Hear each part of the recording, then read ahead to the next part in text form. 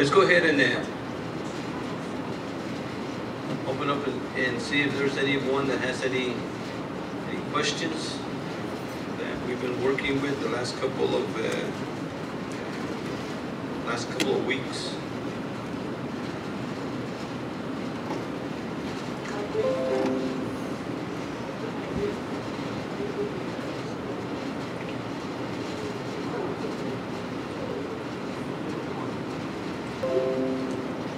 Any questions?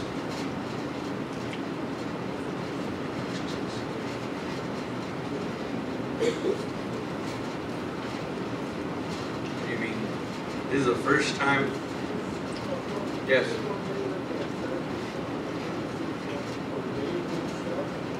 The who? Correct. Correct.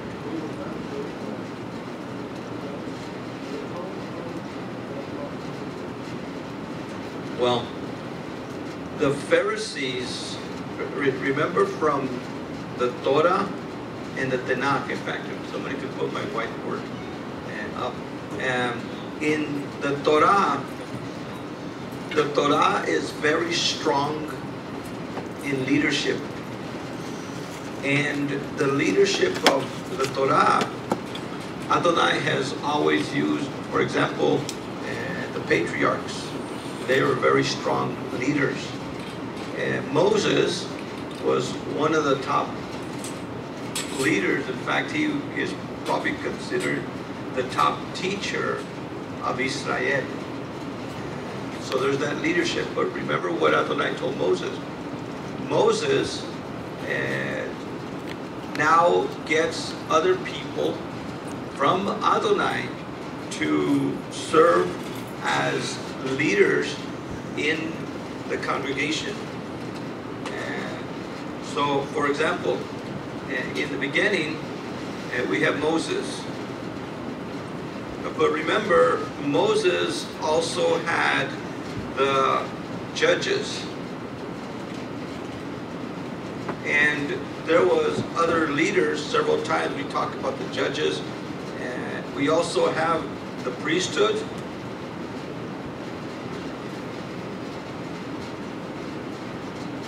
With Aaron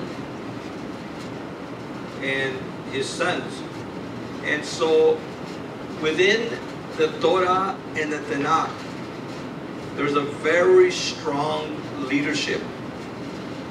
Anytime that there was a question, you'd go from last week's Parsha, you go to the priest in that town. And everything went up, remember. There was judges of 100, 1,000, and again, if they weren't able to come up, Jethro tells Moses, then they go to you. And so we have this idea of leadership. We also have under them the Levites. Now what's interesting about the Levites, in Nehemiah chapter 8, the Levites were also the ones that were to teach. And if you remember in Nehemiah chapter 8, one of the things that we do see is we see Ezra the priest reading from Torah, from the Bima. And then it says the Levites were giving sense to the people of what Ezra was saying. So as Ezra was reading in Hebrew, the Levites in Aramaic were giving sense to the people. In the whole Tanakh, this is the only leadership there is. The priests and the Levites were sprinkled throughout Israel so that the teaching of the Torah would be accomplished in Israel. In what has been termed the intertestamental period, from the time of Malachi to the time of Matthew, was a 400-year period, 400 years, from Malachi, or in the Hebrew division, 2nd Chronicles. There's a 400-year period between the Tanakh and the apostolic writings. 400 years. Within this 400 years, we have the coming up of different groups. And in a sense, here is where we have what we call Judaism. In the Tanakh, and at the end of the Tanakh, when our ancestors went to captivity in Babylon for the 70 years, while they were there, Ezra the priest and the Levites and other people still ruled. After the time of the Maccabees, we have the coming up of these groups that about 90 years before Yeshua started up, and we call them the Pharisees, the Sadducees, and other groups. So over here, they came up with what we call traditions. Traditions of the fathers. But this is the beginning of what later was to become the oral law. The oral law. And so when Yeshua comes, Yeshua always looked to what? Moses and the prophets.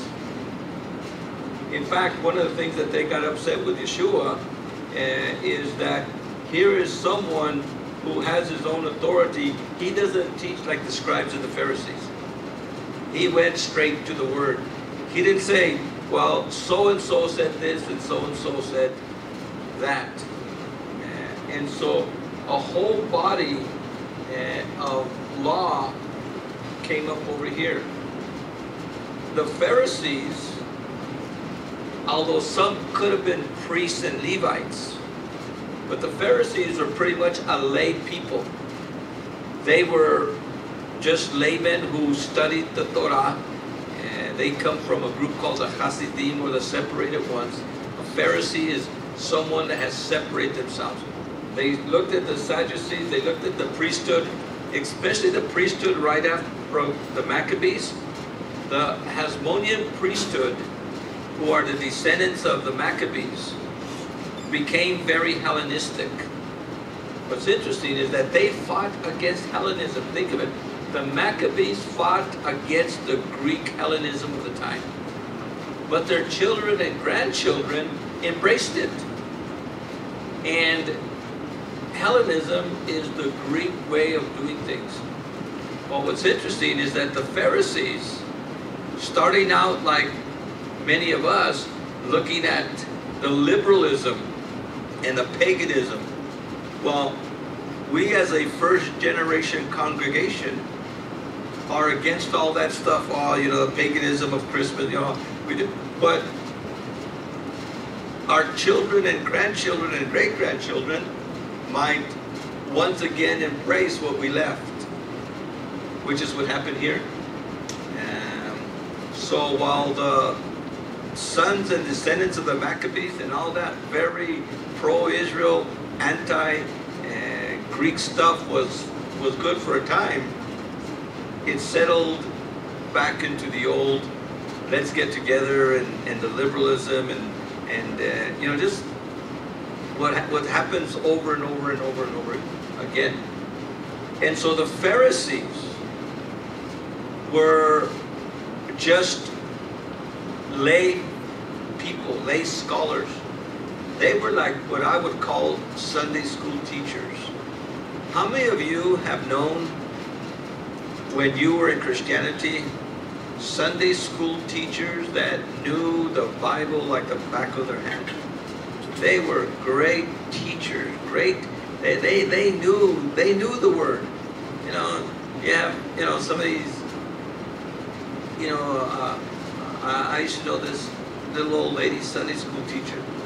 This lady was the most godly woman I've ever known. She would be like a Deborah, and she knew the Bible. You could ask her any question, she knew it. But she was a layperson.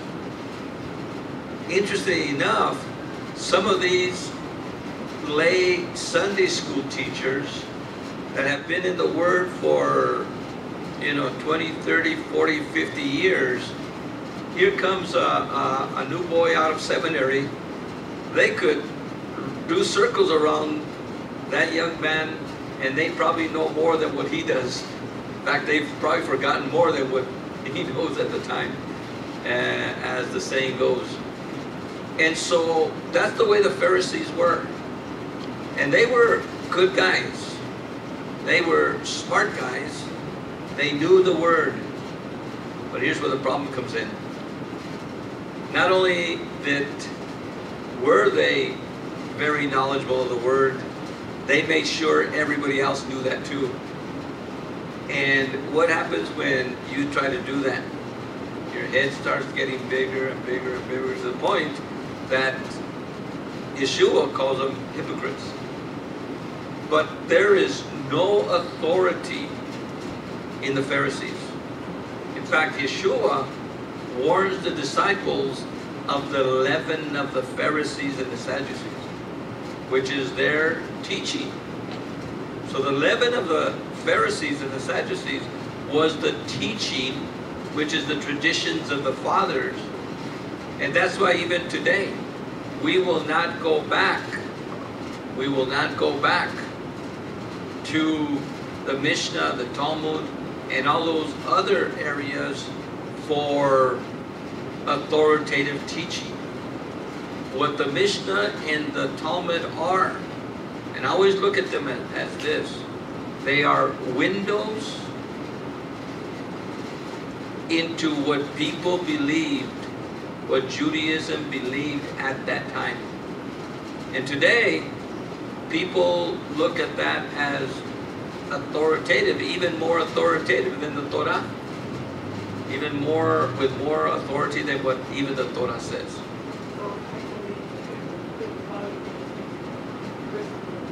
Christian did the same thing, correct?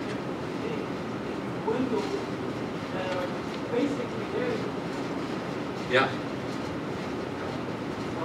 What I read of it, I would actually argue that while they use Hebrew content, they use Greek methods. Correct. To work with the content. That's the problem. Correct. And what Kevin said is that while they used Hebrew content, they used Greek methods.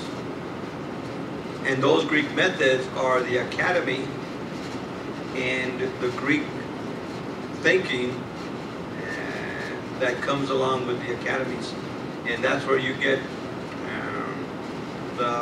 all the different rabbinical schools of thought.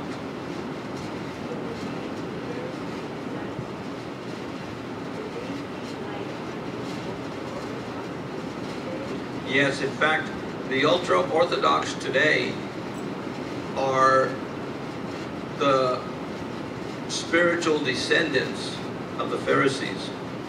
The Sadducees were the priests at the time. And what happened in 70 AD when the temple was destroyed, Sadduceeism pretty much died out. The only people left after the destruction of the temple was Phariseeism and the Messianic Kehillah of Yeshua and the disciples and the apostles. That's the only thing that was left. And everybody else, there was really no more Essenes, there was really no more Sadducees, and Sakari. All the other groups within the Judaisms of the time died out. The Pharisees were, what's that? Well, the Romans destroyed everybody except the Pharisees. The Pharisees moved to Jamnia, a little town closer to the coast in Jerusalem, after 70 AD, and they built what we call today a templeless Judaism. Remember, Hebraic thought, Hebraic way of life, Hebraic faith, Mosaic faith depends on the temple. The temple is the center of Hebraic life. From the time that Adonai told Moses to build me a Mishkan that I may dwell among them, and this is what you will build it like, this will be the design, these will be, Adonai said, and that became the center of Hebraic life. There is no Mosaic life without the temple. So when the temple was destroyed by Nebuchadnezzar, for those 70 years there was no sacrifices. But when they came back, what's the first thing they do? Build the temple. And Zerubbabel's temple continued until the time of 70 AD. Now the Pharisees were technically the last boys standing within Judaism at the time. And they are the inheritors. They are the inheritors of everything Jewish today. And so today, rabbinical Judaism, in all the different levels, from the ultra-Orthodox through the Orthodox, and through the conservative movements, the Reform movements, and all the newer liberal movements, all of them are descendant to a more strict, mediocre, or very liberal approach to rabbinicalism, to the oral law. And remember, the oral law was written at the year 200 of the Common Era, right now, of our era. So that is the beginning of the oral law. Before that, it was called the traditions of the fathers. But a rabbi by the name of Akiva is the one that got all the traditions of the fathers, kicked some out, added some new of himself, and pretty much gave his disciples, this is what the oral law is. And Judah Hanisi wrote it down in about 200 of the Common Era. And from then on, Judaism has survived. In 135, when Jerusalem was destroyed, and all Jews were kicked out of Jerusalem, then it got even stricter outside in the diaspora. Go ahead.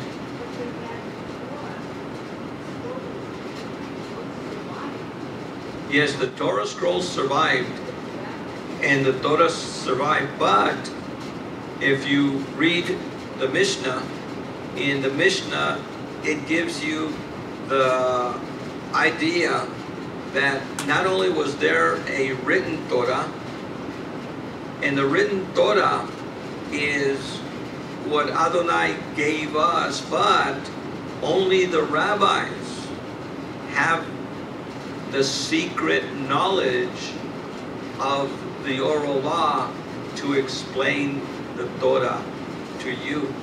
Very much like Catholicism, where in Catholicism, they took the Bible away from the people because the people were reading the Bible and coming up with, this is what Adonai wants. But then the priests, the Pope, and the hierarchy became the ones that said, even today, yeah, you could own a Bible, but remember, we're the ones that tell you what that means. So technically, the oral law tells you what everything means. So if you have a commandment like, keep the Sabbath, they'll tell you what keeping the Sabbath is and not keeping the Sabbath is. Or kosher, tahor tamai. So for example, in what we would call today the kosher laws, it only has to do about meat, about certain meats, certain animals cannot be eaten. But today the kosher laws have gone to the idea that, well, you can't do this, you can't do that, plates and all kinds of different laws, washing hands and different ways of doing things. So the oral law, and remember, the oral law is a compendium that has grown in time. But here's the funny thing, they say everything in the Talmud, every rabbi since the time of Moses believed, it's just that nobody wrote it down until now. But they all followed those ways. Although they didn't. These are new laws, new ways that the progression of time.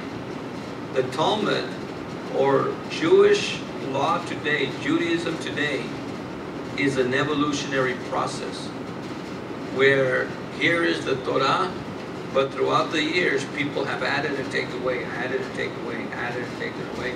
So today there are more additions than there are subtractions.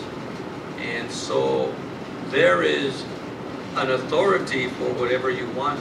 And in the Mishnah and the Talmud, you have opposing authorities. So then you pick the one you want.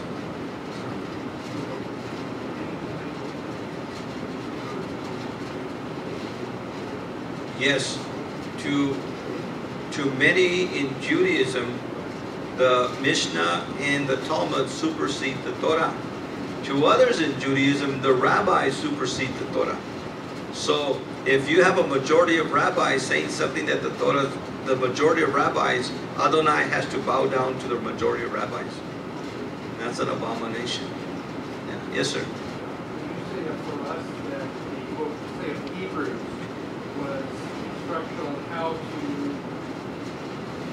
how we can follow a temple-oriented Torah in a world in which there is no physical temple. Correct, yeah. And with Yeshua and with the sacrifices, knowing that Yeshua is the perfect sacrifice, and this is why I'm a very strong believer also in the building of the temple. And when the temple is rebuilt, the sacrificial system will start. And the idea that Yeshua, especially in the fourth temple, Yeshua will be the one who will be in charge of the sacrifices. But the sacrificial system will continue because Hebraic faith is built on a temple. You've got to have a temple. So for the millennial kingdom, there will be a temple, and life will revolve around the temple. Even the Gentiles have to go, and at the Feast of Tabernacles, the Gentile nations will have representatives to go, and whoever doesn't send representatives will not have rain for that year. So there will even be discipline on Gentile nations who will not observe Torah and will not go to Jerusalem or send representatives to Jerusalem to participate in the central worship of the temple.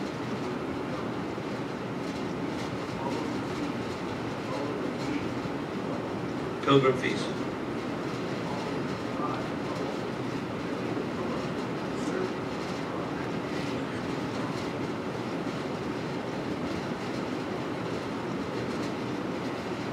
Participating in that. Yeah. Correct. And this is why I really feel that in everything we do, even though we don't have a temple, we don't have a high priest, we don't have our center in Jerusalem yet.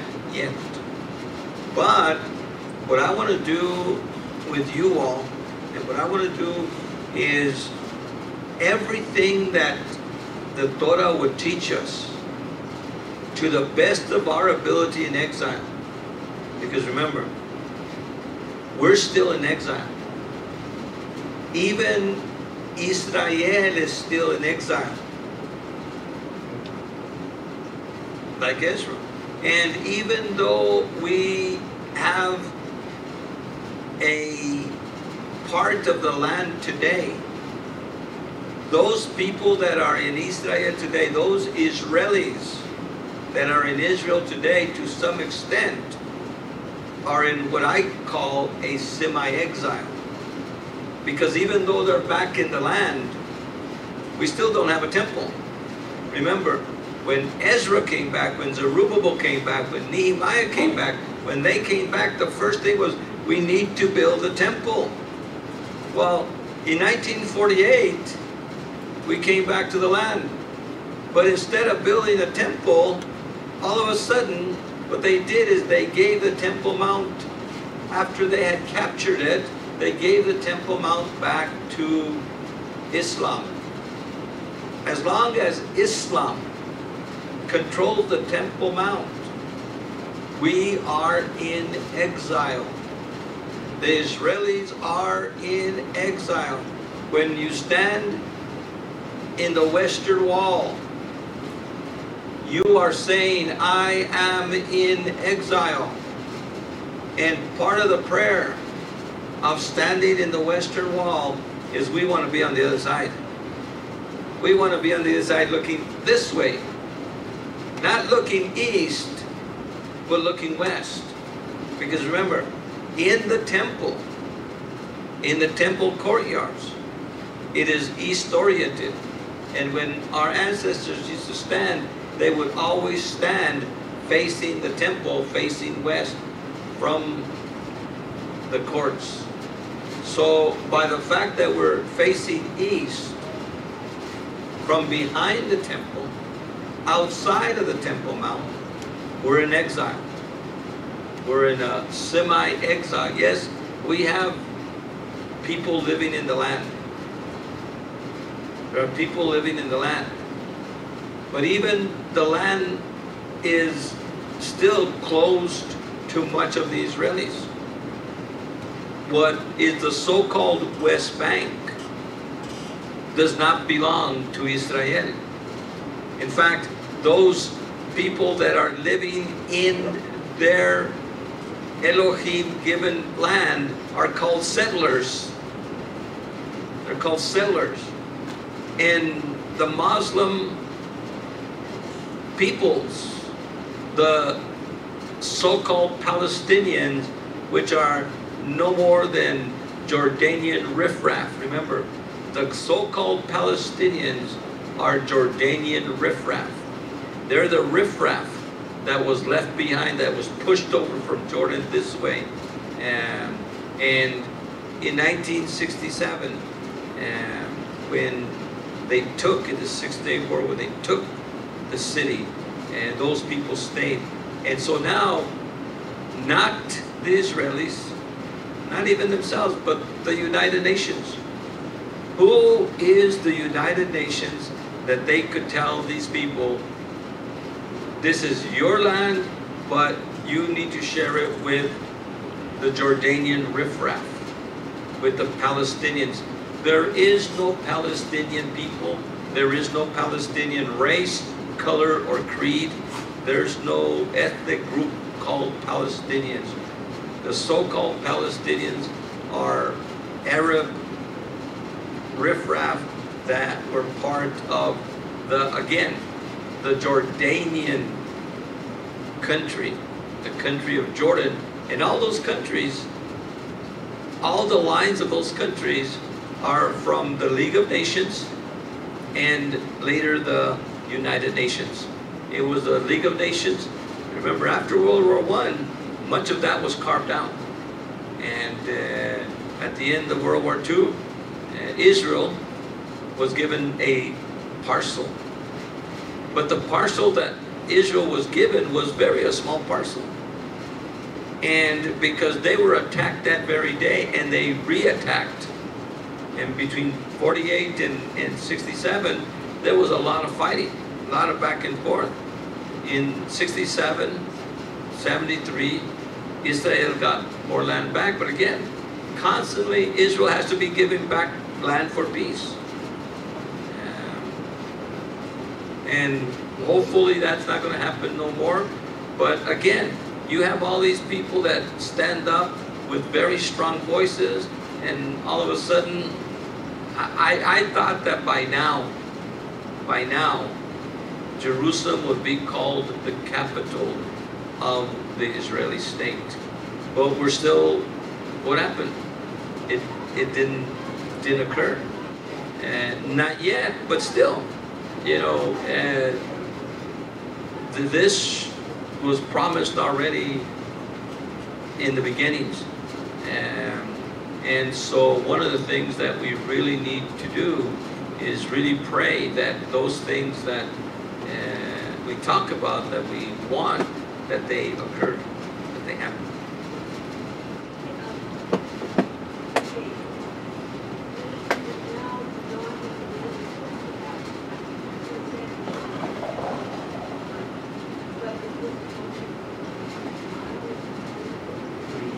Well, that will be in the millennial kingdom. In the millennial kingdom, well, Israel will not be complete until Messiah comes. Israel will not be complete until Yeshua comes back and destroys the enemies, scatters the enemies. Hasatan is bound and the kingdom begins. Between now and then, it's going to be back and forth. And so we could not expect anything. Even the third temple that will be built, that will be destroyed at Armageddon. And so even though it's going to be on for 7 years, the first 3.5 years peace, the second 3.5 years, and we don't know what the Antichrist is going to do when he sets his abomination of desolation in the middle of the 7 years. But we definitely know that that temple, that third temple, is going to be destroyed also at Armageddon. This is more of a common sense question than a religious question, but when I was growing up, the culture I grew up in, you had people who would not cooperate. You just ignored them and did what you wanted. What kind of world is different now? Because Israel, clearly, there's no cooperation. It might be, what difference does it make whether they just take the land or keep talking? Yep. I'm with you there. Yes. Also with the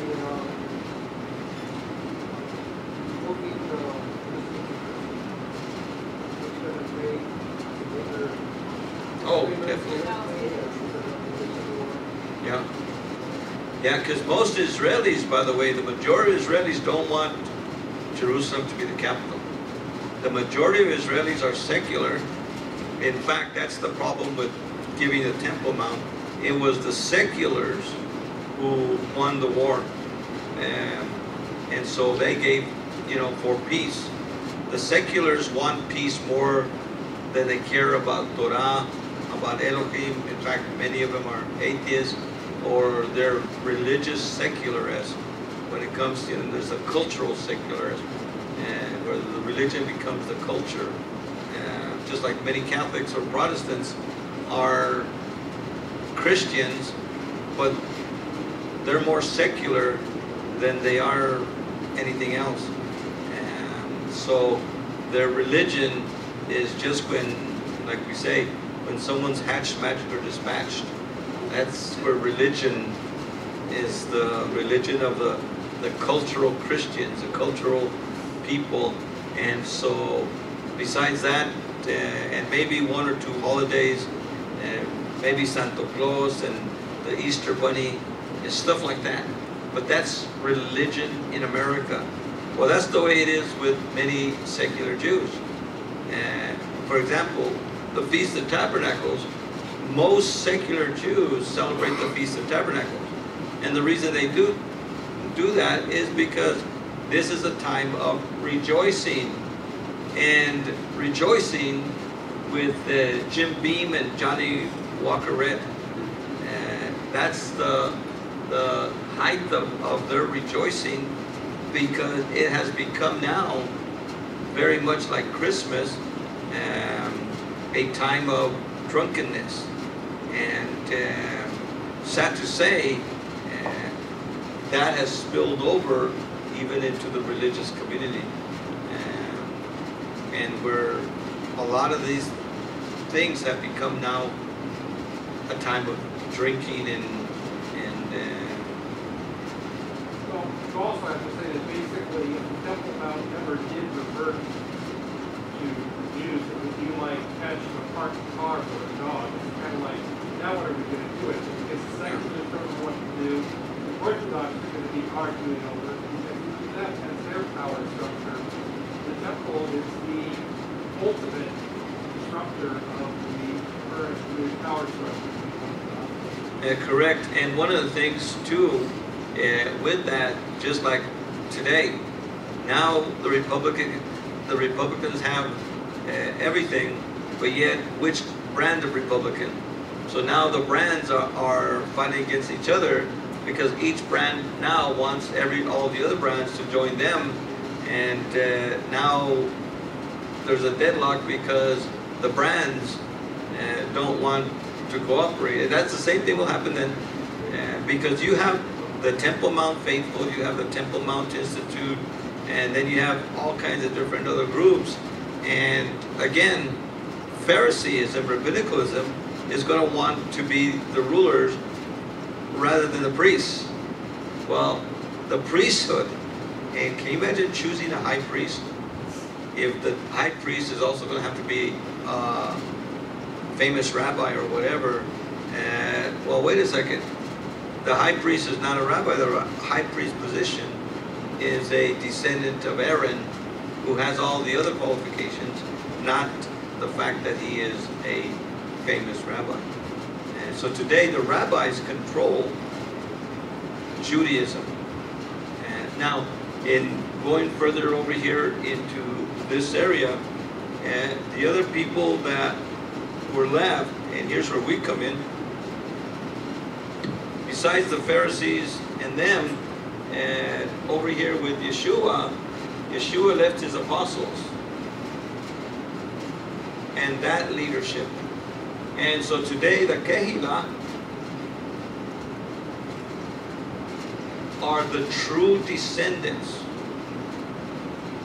We here are the true descendants of what Adonai is doing. Not the only descendants. I don't want to have anybody think that I'm saying we're the only church, or we're the only Kehillah, we're the only group. No, we're not. There's many of us all over the world. But those that follow Yeshua, remember, Yeshua, and this is the greatest importance. Yeshua is the Messiah, the Son of the living Elohim. And because he is the Messiah, he is the teacher like unto Moses, and he's the Son of the living Elohim, he's the one with authority. So to who he gives authority is the authority. The people of Elohim today, the people of Elohim today, the ones whom Adonai says, these are my sheep, these are my sons and daughters, are those that are following Yeshua as Yeshua would want. And this is where we come in, and where, to me, the Kehillah is the true survivor. And that's why we must be Mosaic, we must be Messianic, and we must be Apostolic. Those are the three areas of biblical faith that you need to have. The Pharisees only have Mosaic plus what they've invented. Christianity has some of the stuff, but they've taken and added stuff. And so there's so many groups, but that's why a true Kehillah of Yeshua has to follow Torah, be Torah observant, follow Moses, but follow what Yeshua said and follow what the apostles said. all three in tandem with one another. First Kevin, then Michael. You could almost make an analogy that right now we're in the equivalent of a period of judges waiting for the king to be established. Correct. Every man does what was right in his own eyes. That is an excellent analogy that we are right now living in the time of the judges after Joshua and like our Yeshua, and before the king comes, which is Yeshua. So we are living in that time where everybody does what is right in their own eyes, and that's what's going on. We all do what's right in our own eyes. But when you do that, make sure that you have a scripture for it. Michael.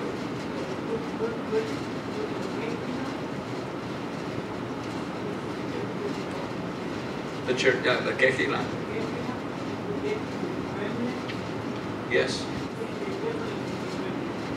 Yeah, the Kehila is the olive tree of Israel today. And the olive tree of Israel today is made up of Hebrew and Gentile. Now the Hebrew portion, we call it today Jew. Because in the first century, all the descendants of the 12 tribes were for some reason just called Jews. Remember, Paul was from the tribe of what? Benjamin, but he called himself a Jew. Because that was the term, that was a catch-all term for anyone that was Hebrew. And we definitely know that in the future, that term is going to be expanded, and a Jew is only really someone from Judah. All Jews are Hebrews, but not all Hebrews are Jews. And so all Jews are Israelites, but not all Israelites are Jews. And the Gentiles have been grafted into the olive tree of Israel.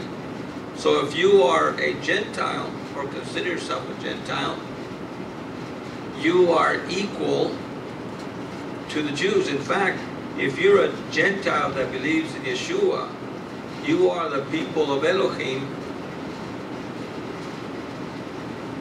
that are in His will and in His present covenant, the Brit Hadashah. But if you are a Jew, you might be part of the chosen people that Adonai chose, the nation. Remember, the nation is the chosen people. But if you don't believe in Yeshua, you're not a chosen person.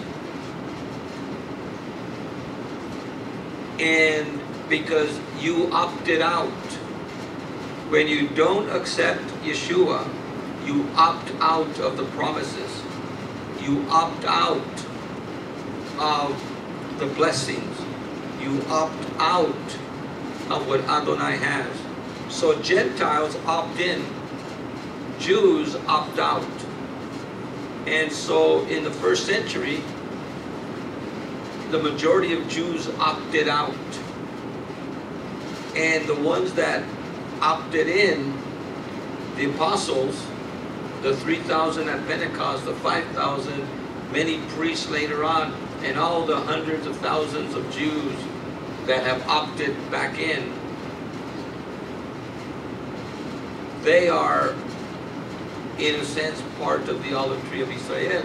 But the ones that have no faith in Yeshua are the dead branches that have been cut off. And they've been cut off because of unbelief. They opted out because of unbelief, and they're cut off, and they're going to be burnt. Like the wild olive tree of the Gentiles is going to be burnt. And so, being a Jew has advantages, but being a believer in Yeshua has much more advantages. Because being a believer in Yeshua, you don't have to be a Jew to be part of the people of Elohim. But if you're a Jew, then you have some further responsibilities that Adonai gives us. So one of the things that even as believers, we definitely, whether we're Jew or Gentile, we really need to learn to minister to the Jews. Because remember, Romans chapter 1, to the Jew first. The righteousness of Elohim had been given to us. But we need to go to the Jew first. Yes, ma'am.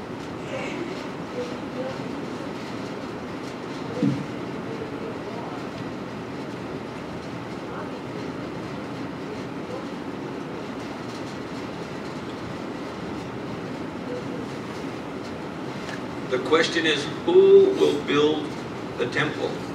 Well, today we have several groups wanting to build the temple. And we have, like the Temple Mount Faithful, we have the Temple Institute people, and we have the gentleman that comes here with Begat Ivrit that they want to do.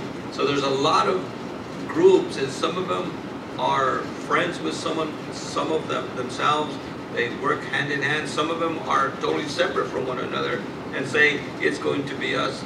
And of course, the Sephardic Rabbinate and the Ashkenazi Rabbinate, they all have their own. At this point, I don't know who is going to build the temple, although we do have a lot of people saying we are going to build the temple. And like, for example, the Temple Mount Faithful, every year for the Feast of Tabernacles, they take the cornerstone a few feet, or every year they're getting it closer and closer until they're stopped because of the rioting of the Muslims, and the Israeli police stop them, and so they stop there and they leave it there for a whole year. Next year they move it just a little bit more. What's that? Oh, because they're building it to where they're moving it to the Temple Mount. Well, it's a block of stone that will be the cornerstone for the temple, because remember, every temple, every building is built on a cornerstone. And so that is the, in a sense, the symbol of we are going to build the temple. And it's in Jerusalem. It is probably, what, about 2-3 miles and south of there, 2-3 miles out from the temple, maybe 2 miles up from the temple. But yeah, in fact, the big menorah in the Temple Institute has the clothing, the instrument. They're getting ready to build the temple. If you go on the western wall, there are some tunnels that archaeologists built to go down, and there you could put money. All that money that is being put in there is just waiting. It's probably millions of dollars, silver and gold, and Jews from all over the world come and they deposit their money there, and so it's just there, and that is going to be used for the building of the third temple.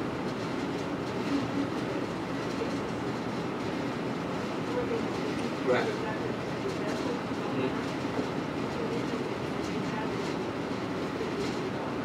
Yeah. Right.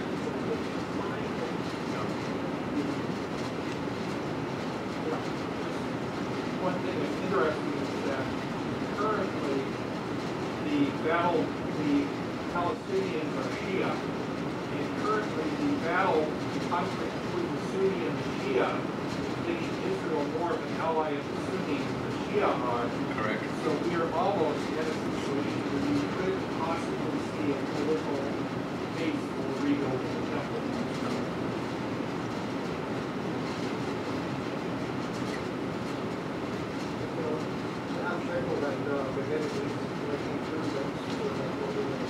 Correct.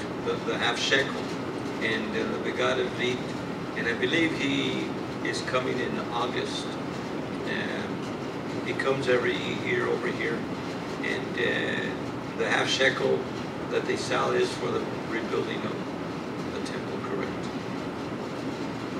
Now, since Yeshua and his Kehillah, so today and this is what we've been talking even on Sabbath and other times, that today the Kehillah and the leadership is based on the pastors and the fivefold ministry today, what we call the fivefold ministry, and in a local place like here, the elders and the deacons. So that is the biblical leadership, whereas in this time there was judges, there was priests and Levites. Yeshua left 12 men that he called to disciple others, and so this is the leadership today. And one of the things that we want to make sure is that we do follow that leadership structure that Adonai has given us for today. But this is how Adonai does things in the New Covenant times.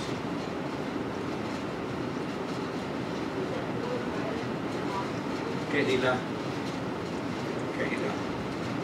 And the Kehillah is what is the church. But remember, the word church is a King James word that is not the proper word for assembly, not the translation of assembly. The Hebrew word kahal, to call to assemble, or the Greek word ekklesia, to call out, to assemble, are the two Greek and Hebrew words that we should use, the Kehillah. And again, it's one of those hard things because we're so used to the term church. Or the gathering place. The word synagogue is the gathering place. So right now we are in the synagogue. The synagogue is the building, the place of gathering. But we are the assembly. We are the Edah. We are the congregation, the body of Messiah. So we could call ourselves the body. Adat, yeah, comes from the word Edah, which is congregation. So an Adat, like Adat Yeshua, the congregation of your town, means the congregation of Yeshua, Yeshua's congregation. Or in Greek, the word was ekklesia. In fact, there's two words that are used with ekklesia in the Greek New Testament. Ekklesia theou, and ekklesia theou is translated in your King James as the Church of God. And then we have Ekklesia Christou, the Church of Christ. So the term Church of God and Church of Christ come from these two Greek words, and that's the way they come out in the King James.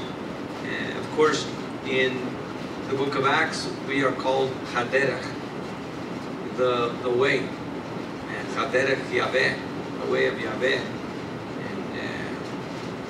And again, there's different names for the body, and the Notzrim, the Nazareans, the Notzrim, the people who follow Yeshua, Notzrim of Nazareth. And that was another name of the early believers. The sect of the Notzrim is what Paul uses in Acts. No, a Nazarite is something else. Yeah.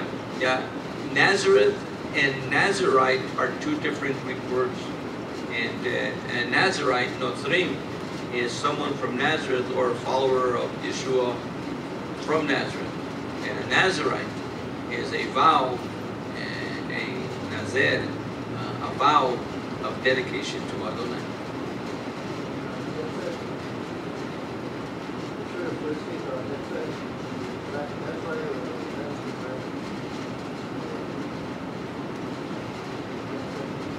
Netzer. Yeah, a netzer is a stump that comes out, and that is what Nazareth is. The city of Nazareth is the city of the branch, and the netzer. And this was in Nazareth was not a town in Tanakh times. But the people who were part of the family of David from Bethlehem moved to Nazareth and called their place the place of the branch. Again, a very messianic name that they gave themselves before the birth of Yeshua. So Yeshua, the branch, was born in the city called the branch, or lived in the city called the branch, and Yeshua, the bread of life, was born in the city called the house of bread. It helps. Basically, the word Netzer is New Sade Resh, and the word Netzer is New Zion Resh. And Greek doesn't make a distinction between Sade and Zion, so you don't know the difference from the Greek, but they're two totally different words. Different. All right. Anything else? Anything else? Well, let's go ahead and stand. Father, we thank you for the time that you've given us tonight. We pray that your Ruach HaKodesh will just bless as we go home and study to show ourselves approved. Amen. And we do have a basket here for anybody that would like to give a blessing. And Arturo, did our sister leave because